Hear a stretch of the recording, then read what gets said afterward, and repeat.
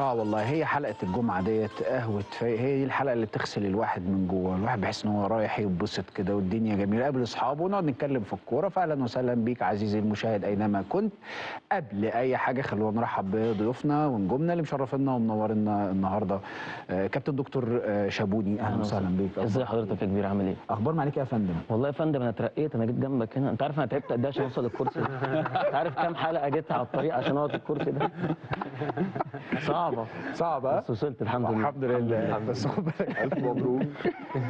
خد بالك ترجع تاني، صح؟ خد بالك عشان الحلقه الجايه ترجع تاني. الحمد لله. خلينا ارحب بصديقي العزيز مشرفنا ومنورنا كالعاده ابو الفوارس. ازيك يا فارس؟ هيما وحشاني القهوه اللي عامله مشاكل دايما، عامله دوشه غير طبيعيه والله، وهي شغاله وهي مش شغاله وفي ايه مش فاهم. احلى حاجه في القهوه دي ايه؟ ان هي على قد ما بتطرح قضايا وتناقش موضوعات وبتاع، بتطلع الناس على حقيقتها برضه. ده جد. تلاقي كل الناس طلعت اديله وبسم الله ما شاء الله كله بيتابع، فاهم؟ وبيقوم مطلع كل اللي جواه، فانت رايح انا ببقى قاعد موجود في قاعد اتفرج في مشاكل، بس زي ما انت قلت يعني الفولو دايما على اللي بيتقال ده الحمد لله، فضل ونعمه كبيره من عند ربنا. ازيك يا نجم؟ ازيك يا هيما؟ انت فين يا بيه؟ معلش والله يعني انت عارف الشتاء بيحب الدفى. لا يا جو، بس مش للدرجه دي، انا كل ما اسال عليك تعبان تعبان تعبان تعبان. معلش الشتاء بطوطه وعمال ايوه صح. الشتاء وبتاع ده خلينا نسال سؤال مهم. ليه بتسافر كتير؟ انا ما سافرت والله. ما ايه ده، انا ما سافرتش كتير من ساعه المغرب. ايه ده؟ من ساعه المغرب. ايه ده؟ المغرب ما سافرتش والله. ايه من ده؟ ساعه المغرب ما 3 سافرتش. اسابيع صح كتير حصل. كتير. لا المغرب. ازيك يا عم مروه؟ ازيك يا نجم العالم؟ عامل ايه يا غزال؟ وحشني عالمي. اخبارك ايه؟ كله زي الفل. الشغل شغال؟ ماشي انا الحمد ملاحظ لله. انك انت عمال بتخس عمال بتخس. طب انا عايز اتكلم معاك في الموضوع ده والله؟ دلوقتي انا عمال اخس وصارف ومجهود وبتاع، وبحط صورتي في البرومو وانا تخين برضه. في يا ابراهيم انتوا جايبينها تهزقونا ولا ايه؟ طب يا جماعه نشوف القصه دي يا انت جماعه. لازم تروح له بقى في الفورمه. طالب في قوي. يعني لازم تبتدي تشتغل بقى، تبتدي تشتغل على لا توصل للفورمه اجمد من الفورمه. بس تعالى معايا، انت مالكش دعوه بالقصه ديت. خلونا نرحب بنجمنا اللي مشرفنا ومنورنا الكابتن شادي حبشي. ازيك يا ابو الاحباش؟ وحشني يا هيما. عامل ايه يا غزال؟ وحشني بجد. وانت والله الفتره لما بتطول كده الواحد بيبقى حاسس ان في حاجه مفتقدها بقوه. ربنا يخليك والله يا جماعه، والله وانا كمان بفتقدكم جدا رحمه ربنا. دكتور ثابت، يا دكتور ثابت مساء الفل. مساء العسليات. استنى بس، انا معايا رساله من شخص عزيز عليك بيمسي عليك. اتفضل. معلش بس الاول في البدايه كده، شخص عايز يمسي عليك عشان بص بيقول لك ايه. مساء الخير. اولا انا بحب اشكر مجموعه قنوات MBC على التغطيه المميزه لكاس ملك اسبانيا. هو النبي هو يا ابن الذين قرب من المايك. طب قربها من المايك. مقدم الاستوديو اتمنى ان هم يكونوا موجودين ان شاء الله في مباريات الاياب والمباريات المقبله للبطوله، لانهم عندهم قدره كبيره على اثراء المحتوى، خاصه كابتن عمر عبد الله في وجود الاستاذ الفاضل ابراهيم فايق. انا بقول يعني شكرا ليكم على اجتهادكم. بعتذر جدا والله عن التصرفات الغريبه يعني من اتلتيكو مدريد انهم يسوقوا ارض الملعب. خلاص يا اسطى، خلاص يا اسطى، بعتذر. خلاص يا اسطى. قلت لك من حد مش هتتوقعه نهائي. تطلع منك انت يا ثابت. اطيب واحد. والله هو قال انا اخترتك عز انت. ازاي جندك؟ اشرحها لي دي، اشرحها. جاب اطيب واحد في القعده، اطيب واحد ابن الذين برضه. خد بالك فوكس هو اتصل بيا الساعه 6 قال لي انا عايزك في حاجه. بس قال لي، قلت له ايه؟ قال لي عشان انت اطيب واحد فيهم، هو مش هتوقع ان انت. الراجل التاني اللي بيطلع رئيس العصابه في الاخر. ايوه والله الذين. بس عايز اقول لكم على حاجه يا جماعه، والله العظيم حاجه غريبه جدا حصلت امبارح. انا امبارح كنت من كتر ما انا مركز في الماتش انا مش واخد بالي ان احنا عمالين بنتغلب بجد. لا وبنتغلب كتير، وواحد في ورا التاني في التالت في الرابع، وبعدين انا عمال اركز في كذا حاجه تانية. دي كانت ملحمه يا هيما، بصراحه كانت الشوط ملحمه. الاول كانت معجنه مش انا الشوط امبارح الاول كان ممكن غلبوا علينا في كل مراحل الكوره وكل سيناريوهات الماتش، ما عملناش اي حاجه. لا انا كمان انا كمان ايه، مش قادر استوعب هو ده برشلونه فعلا ولا ده مش برشلونه ولا في ايه حاجه حصلت في حادثه حصلت؟ هم كانوا محضرين كويس قوي، انت غايب عندك اهم اتنين في سيستم بتلعب فيه زي فرقه زي دي، هم رافينيا وبيدري. لا وهو خلي بالك ده نفس الغلطات اللي ماتش مايوركا، ويعني ماتش مايوركا فيه نفس الكور بتتلعب بس مايوركا ما عرفوش يخلصوا. نفس التعادلات زي ماتش باريس وماتش اشبيليا، نفس الطريقه اللي بنضرب بيها. دول عندهم عمال يزيد برضه عمال يزيد. انت حبايبك كتير قوي اكتشفت. والله حبايبك في الموضوع ده كتير، ناس قاعده تتفرج وجزء بقى احنا هنعمل ايه معاك. لا بس عز بالذات ليه، لا عز ليه 1000 طار، عز بالذات ليه. بس الشهاده لله، بس الشهاده لله انا اقول في حق عز لما بيتغلب بيسيبني احفل زي ما انا عايز. صح خلاص عنده تقبل بصراحه، بيتقبل، ودي حاجه بتبسطني فيه جدا. هو عشان كده انا ببقى مبسوط لما بتغلب له، يعني لما بتغلب بديله المساحه ما بقفلش عليه، لانه لينا ايه عند بعض غير ان احنا نحفل على بعض. قال لي حفل عليه ولا استنى الاياب؟ قلت له ده 4-0 عوضوا ايه؟ عوضوا ايه؟ انا ما عنديش ثقه برضه، انا خايف من برشلونه في الاياب برضه. لا مش للدرجات. خايف انا منه. الفكره بقى اللي تبقى حلوه قوي لو انت كسبت في الاياب تاخد حقك منه تالت ومتلت. قسما بالله هو دلوقتي في خيل تحت البيت عنده نط بخيل، بعجله حبيت خيل تحت قسما بالله يطلع محمل على هناك وربنا اطلع له على طياره، اقسم بالله اخد طياره واطلع له. صعب قوي يا ابراهيم، 4 كتير فعلا. 4 كتير قوي، 4 كتير قوي بصراحه. طيب عايز اتناقش معاكم في مواضيع كتير قوي، يا رب بس الوقت يساعد. انتوا عارفين احنا بنبتدي مع بعض، بس انا عندي موضوع مهم قوي عايز اتناقش معاكم فيه، الا وهو هل انتوا مع انه اي نادي من الانديه، بتكلم في مصر هنا، لما يبقى في عنده لعيب يرتكب خطأ ما يعلن عن العقوبة بتاعته ولا لا يعلن عن العقوبة؟ طب ايه يعني الجديد او ايه الزاوية؟ هي الفكرة انه هل انا لما اعلنت عن عقوبة امام عاشور كان صح 100% ان انا بعلن عشان دي الشفافية فبقول للناس، ولا انا هنا الجمهور غضب جدا جدا فبدأ يتفاعل مع الخطأ بتاع اللاعب على قد حجم الخطأ وحصل تفاعل فممكن يهز اللاعب نفسيا؟ هل هو بيهزه ولا في نفس الوقت هو بيعرفه قيمة النادي اللي فيه؟ فخد بالك الاعلان عن العقوبة ده في مصلحتك، ده حماية ليك عشان تعرف ان الجمهور ده مش هيسيبك، ولا لا انا لو عايز احمي انا مش هعلن عن العقوبة خالص، انا هعاقبك ماديا او هعاقبك بايقاف او. وبرضه للمثال القريب اللي موجود شيكو بنزا وعواد الاثنين اخطاوا والاثنين ارتكبوا اخطاء والاثنين تم معاقبتهم، لكنك عمرك ما هتلاقي بيان رسمي بيتكلم عن عقوبه الاثنين. فانتوا شايفين ايه؟ انا الحقيقه محتار جدا في المدرستين ومبقتش عارف اكون عقيده اساسيه اتكلم فيها اقول ده من مصلحه اللعيب ولا ده من مصلحه النادي ولا ده من مصلحه الجمهور. تمام. فحابب ان انا اتناقش معاكم في الموضوع ده، فايه رايكم نبتدي بفارس؟ يلا بينا. يلا. بص يا ابراهيم، انا شايف ان هي ملهاش ثوابت، يعني للامانه هي ملهاش حاجه في نظام العمل الاداري يقول ان انت مجبر ان انت تعمل كذا، ولكن هي لها فلسفه خاصه بكل نادي بيكونها. انا كنادي بقدم نفسي ازاي في الحته دي، انا كنادي عايز اقول ايه. في نقطه خطيره جدا انت قلتها، الحته دي تعمل مشكله لو النادي والجمهور مش شبه بعض في الحته دي. بمعنى ايه؟ النادي القرارات الاداريه للنادي والجمهور هتعمل انقسام، هتعمل رد فعل سلبي، هتركب اللاعب على النادي، ممكن تخلق حاله جدل وانقسام، هنا تبقى خطيره جدا. ولكن مثلا انا هتكلم هنا عن الاهلي في الحته دي دايما جمهوره بيبقى ضغطه عشان يعاقب، ودي حاجه مش طبيعيه. يعني انت ما عندكش في النادي الاهلي فكره اللاعب اللي ما بيغلطش، واي لاعب بيغلط واي نادي في العالم فيه لاعب بيغلط، ولكن دايما عندك بس فكره. في نقطه فارس، انا مش عايز اقطعك بس في نقطه، جمهور الاهلي فيه برضو جزء كبير عند شخصيته. لو الاداره ما طلعتش الخبر وما قالتش انه حصل كذا كذا وما عاقبتش، الجمهور ما بيحبش يسمع من الاعلام ولا بيرضى يبقى عنده تقبل لفكره ايه ده انت بتتكلم عن اللعيب عندي، انا ما فيش حد عندي في الاداره قال ان اللعيب ده اخطا، فانت مش من حقك انك تتكلم عندي.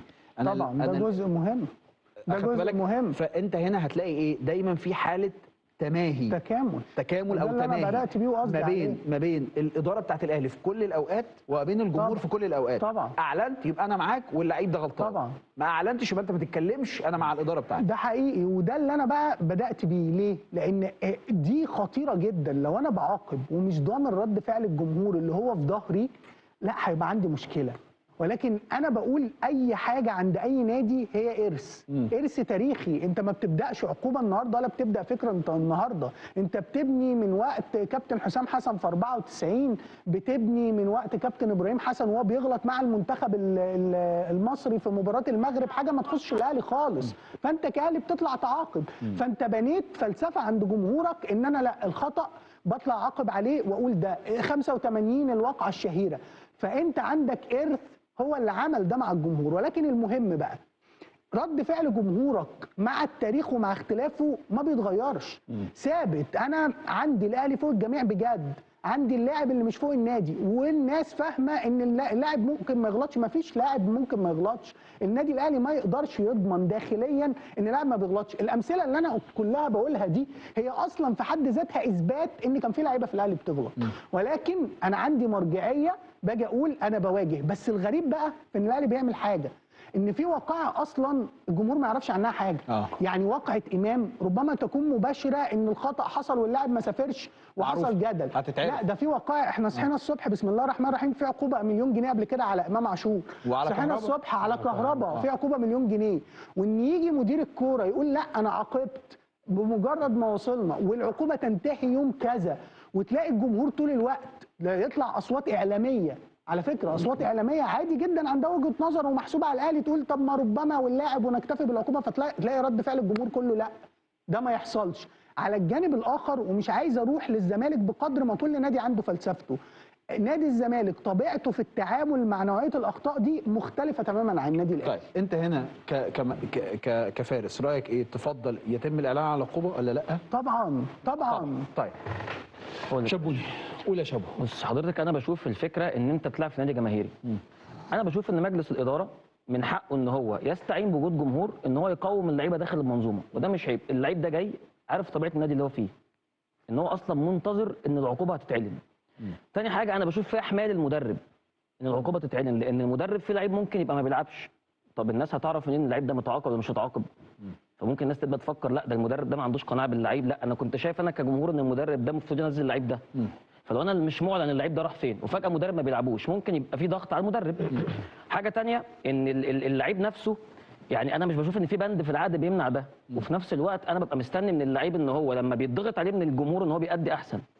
فانا بشوف ان هي كلها ماشيه في سكه انك تقول، يعني انا مثلا كواحد زملكاوي انت تحب انه انا اشوف ان هو يتقال طبعا. انت بتحافظ على اوضه اللبس مبدئيا. انت اولا اصل اقول لك حاجه، في حاجه ثانيه ممكن تحصل. احنا في زمن سوشيال ميديا، لو العقوبه اتعرفت من بره زي ما انا عرفت موضوع عواد من بره مثلا، عن طريق ان انت بتبدا تدور، بتبدا تسال، كل الناس عرفت شيكوبانزا من بره بالظبط. طيب انت دلوقتي الموضوع اتعرف ولا لا؟ هيتعرف في صحفيين، لكن اتعرف ايه في الاخر؟ ان انا ببدا اسال كمشجع هو ليه النادي ما بياخدش مواقف مع اللعيبه؟ فببدا احس ان النادي عندي فيه مشكله. طب هل نتيجه ان اللعيبه ما بتقبضش فانت مش عايز تاخد معاهم مواقف؟ طب هي اللعيبه مستحقاته وصلت؟ فبتبدا تسال، يعني في اسئله كتيره. ففي الاخر الخطا بيتعرف. لكن لما يتعرف من خلال اداره النادي انت بتحمي المدرب وبتخلي في شده جوه النادي على اللعيب نفسه، وفي نفس الوقت انا مش شايف ان في حاجه في العقد بتمنع ده. فبشوف ان هي لا، انت في الاخر هتستعين بجمهورك ان هو يضغط على اللعيب، وده هيؤدي لوجود التزام، خصوصا انها بتعرف في الاخر. فانت مع مدرسه الاعلان عن طبعا مفيش اي مشكله. طيب جو. بص انا بشوفها في مصر بتمشي حسب توجه الراي العام.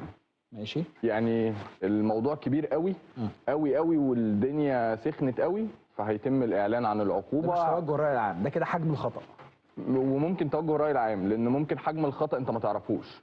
يعني ممكن يبقى فيه خطا كبير ارتكب جوه نادي ما من لاعب ما، انت ما تعرفش الخطا ده، محدش سمع عنه. ممكن اقول حاجه بس على جو تكمله جو ان كلامه صح، ان انت في الاخر انت عارف امام عاشور عمل ايه فعلا عشان ما يروحش. لا يعني قصدي كمان مش عايز اخش على عارف الحقيقي بتاعه ايه. ايوه مثلا مش انت العقوبه على النتيجه بالظبط. ان لاعب تخلف. ايوه بس قصدي يا ابراهيم، يعني قصدي ان لو مثلا دي اسمها ايه؟ الحيثيات. لا يعني قصدي يا ابراهيم لو انما النتيجه ايه؟ انك تخلفت عن السفر، هي العقوبه عن بس قصدي لو انت تخلفت عن السفر مثلا، خلينا ناخد، مش عايز اخد واقعه امام عاشور بالذات، انا بتكلم في العموم. بس تعالى نقول لو انت تخلفت عن السفر مثلا والجهاز الفني عرف قبل ما الموضوع يطلع للاعلام، ماشي، والدنيا اتلمت وخلاص احنا عرفنا، هيتعاقب، ماشي، بس ممكن ما طلعش علينا. ليه؟ لان ساعتها مش عايز اصدر للاعلام حاجه اكبر من حجمها. ماشي. لكن هو الموضوع لما بيكبر اكبر من حجمه، فانا كنادي بضطر اني اقول دلوقتي انا لازم اخد قرار دلوقتي قاطع عشان الموضوع ده ما يتكررش اكبر منه تاني. فالنهارده بيبقى على حسب الخطا حجمه عامل ازاي، وعلى حسب الراي العام قدامك كمان بدا يتعامل مع هذا الخطا ازاي.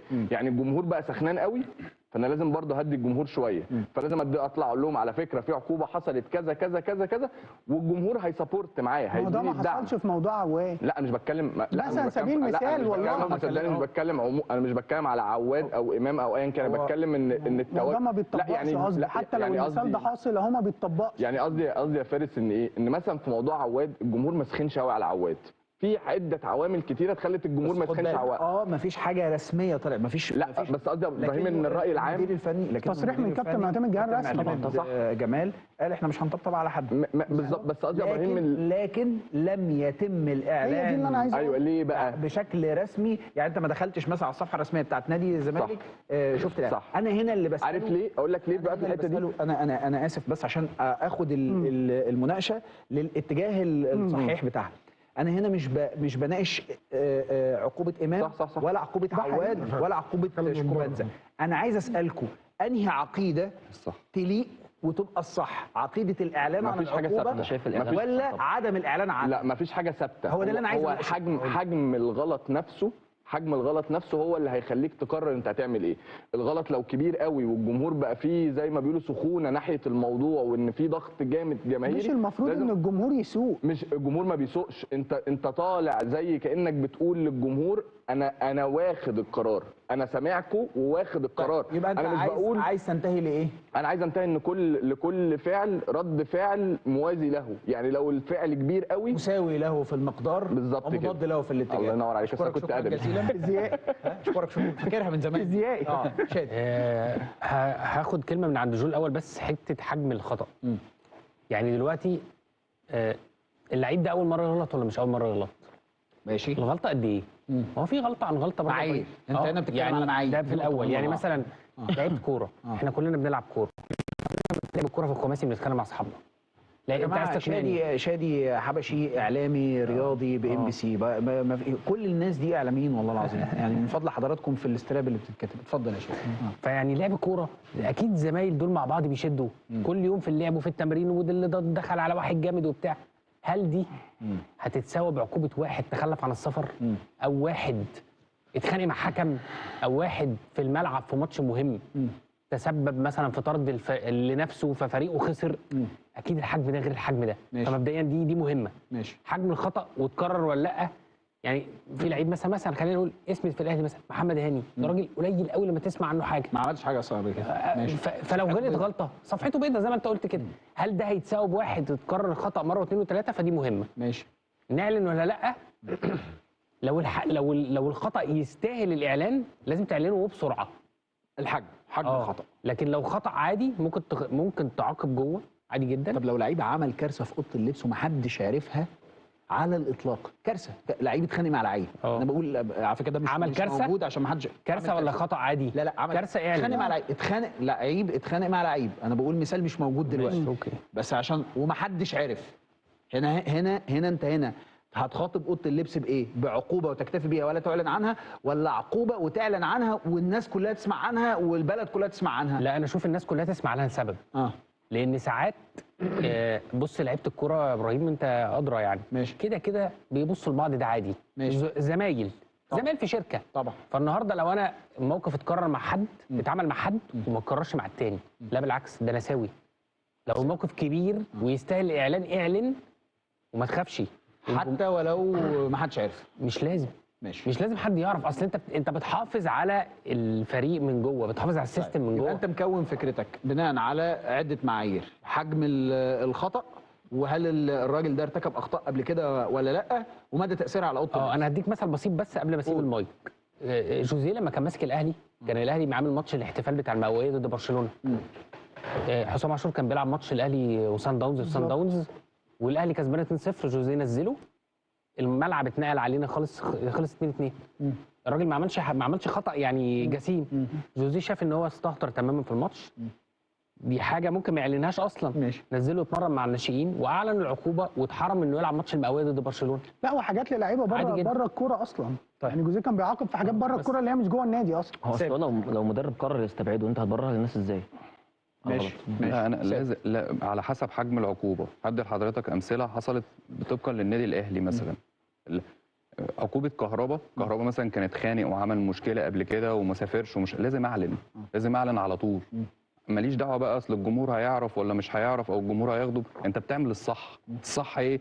ان لعيب غلط كبير.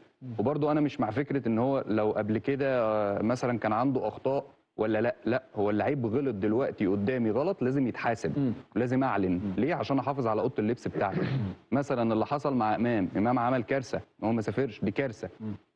لازم اعلن على طول مباشره. نفس قصه كهربا. لكن افرض مثلا لعيب جه متاخر، مش هقعد انزل بيان اصل اللعيب جه متاخر خصم مش عارف ايه، دي مش عادية مستاهله. بتحصل في كل يعني بتستاهل. طبقا للائحه حاجات بسيطه، لكن لما تحصل حاجه كارثه لازم تعلن على طول. طبعا ده الصح. حتى ولو ما حدش عرف في الاعلام وما وصلش هتتعرف. حتى لا. ولو نفس اللقطه بتاعت كهربا صحينا من النوم كهربا. طب ما احنا عرفنا عواد ازاي وعرفنا شيكو بنزا ازاي. حاجة بتستخبى مفيش حاجه دلوقتي. بتستخبى دلوقتي. فانت لازم تعلن. ده الصح. انت بتحافظ على الفرقه وبتحافظ على اوضه اللبس وبتحافظ على النادي وبتطبق النظام. فانت لازم تعلن طبعا. لكن مبدا عدم الاعلان بيفتح الشك وبالعكس ده بيبوظ لك اوضه اللبس. ما انا عندي حاجه بس هنا. هي ما تتعلقش بفكره مساواه الخطا، ولكن جو قال نظريه انا مقتنع بكلامه فيها، ان الخطا وحجم الخطا وضغط الجمهور. انا بالنسبه لي واقعه عواد اخطر من واقعه امام بالمناسبه. بس عارف الفرق؟ ما وصلتش عارف الفرق ايه؟ انت ليه مش لا، مع اعلان الفرق ان العقوبه؟ حجم ندي فرصه لمارك برضه. يعني نجوميه اللاعب ده في النادي ده ونجوميه اللاعب ده في النادي ده. يعني امام بالنسبه للاهلي نجم كبير، واحد من اهم النجوم في الاهلي، عكس عواد مثلا في الفتره الاخيره مش واحد من اهم نجوم الزمالك. بالك برضو فدي حاجه ده اللي يصعب انك تعاقب امام. لا بالعكس. انا قصدي ان انت بتاخد، يعني قصدي ان عواد خلاص الجمهور ما فيش سخونيه ناحيه الموضوع. كده قلت لك ما ينفعش مرجعيتك تبقى الجمهور. يعني ما انا بقول لك عشان كده بقول لك الجمهور نفسه. خليني بس برضه اروح للجزئيه اللي انا عايزها. انتوا كده لحد اللي انا شايفه كلكم متفقين تقريبا على مساله الاعلان. انا شايف ان مسطره الادارات اصلا مش واحده. بمعنى ايه؟ ان انا دلوقتي في لعيب انا عايز اعاقبه او اسلمه قدام الناس هعمل كده. في موقف تاني في لعيب انا مش عايز اسلمه قدام الناس مش هعمل اللي انا اسلمه. هي الفكره كلها ان انت لازم من اول الموسم سواء بقى مدير الكوره او الاداره تبقى قايل للاعبين انا كده مع ايه؟ مع ان اللعيب يتسلم لو عمل حاجه غلط يتسلم ده يتم أكيد. الاعلان. بس لازم الاداره تبقى متفقه مع اللعيبه او مدير الكوره متفق مع اللعيبه من اول الموسم. اي خطا صغير كبير متوسط ايا كان حجمه هيطلع في بيان يعلن ان انت عملت 1 2 3 وهتتعاقب 1 2 3. لازم الاداره نفسها تبقى متفقه مع اللعيبه على كده. لكن فكره ان انت كل موسم تشوف انا عايز اعلن ايه وما اعلنش ايه هو ده الغلط اصلا نفسه. لان انت في الاخر سواء اهلي او زمالك او اسماعيلي مصري اتحاد انت انديه جماهيريه، فلازم واجب عليك ان الجمهور يبقى عارف كل حاجه عن لعيبته عشان ما يجيش عنده تساؤلات ما يعرفش يجاوب عليها. صحيح. طيب قبل ما اروح لفاصل خليني برضو ادي للناس معلومه كامله فيما يتعلق بقصه عواد عشان تبقى موجود معايا في الصوره. القصه بتاعت عواد ابتدت لما هو رفض ان هو يقعد احتياطي في مباراه بتروجيت وامتنع عن ان هو يخوض التدريبات مع الفريق. ايوه برافو عليكم. فتم تغريمه 400,000 جنيه. عواد قال انه هيجيب عروض ويرحل عن الفريق في حديثه مع الكابتن معتمد جمال وده ما حصلش. عواد لم يتقبل الغرامه بعد توقيع غرامه سابقه عليه بنفس القيمه قبل لقاء كايزر تشيفز اللي رفض كمان فيها الجلوس احتياطيا. مجموع الغرامات اللي تم توقيعه على عواد الموسم ده وصل ل1,000,000 جنيه وتظلم على المساله ليتم احالته الى التحقيق. عواد طلب ارسال ايميل له بالتحقيق اللي رفض في البدايه الخضوع ليه علشان يتشاور مع المحامي الخاص بيه قبل اتخاذ اي قرار نهائي. حال عدم امتثال اللاعب للتحقيق سيتم تغليظ العقوبة الموقعة عليه، وفي حالة امتثاله سيتم إنهاء تلك الأزمة من خلال الفصل فيها من قبل الشؤون القانونية بالنادي. ده الموقف بالكامل بتاع عواد علشان يبقى برضو المعلومة عندك. وأنا كنت شرحت لك من أكتر من أسبوع قصة شيكو بنزا وعلق عليها الكباتن الكبار كابتن شيكابالا وكابتن إسماعيل يوسف. فاصل، بعد الفاصل نتواصل مع حضرتك.